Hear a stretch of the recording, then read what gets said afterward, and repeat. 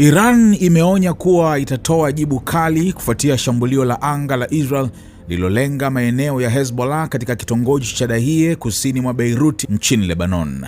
Mwenyekiti wa kamati ya usalama wa taifa ya bunge la Iran, Ibrahim Azizi, amesema shambulio hilo linaonyesha udhaifu wa Marekani na kushindwa kwake kuizuia Israel kufanya operesheni za kijeshi ambazo zinaweza kuhatarisha juhudi za kidiplomasia zinazoendelea katika ukanda huo.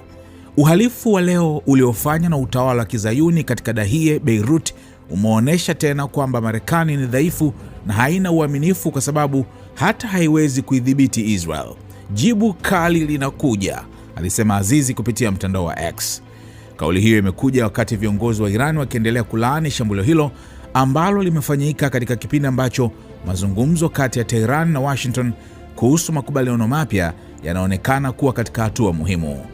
Wakati huo huo, mmoja wa makamanda wakuu wa jeshi la Iran, Ali Abdullahi, amesema taifa hilo limefungua ukurasa mpya katika siasa za kimataifa na kujijengea nafasi kama nguvu yenye ushawishi mkubwa duniani.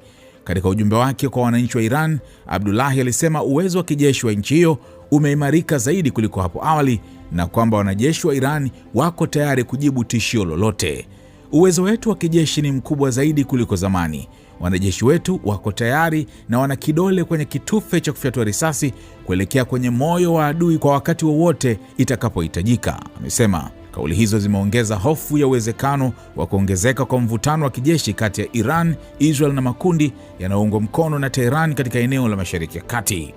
Hata hivyo, rais wa Marekani Donald Trump ameripotiwa kusema kuwa atajaribu kuishawishi Iran kutofanya mashambulizi ya kulipiza kisasi dhidi ya Israel kufuatia matukio ya leo nchini Lebanon. Kwa mujibu wa taarifa Fox News, Trump anaendelea kuamini kuwa bado kuna nafasi ya kufikiwa kwa makubaliano ya kidiplomasia yatakayosaidia kupunguza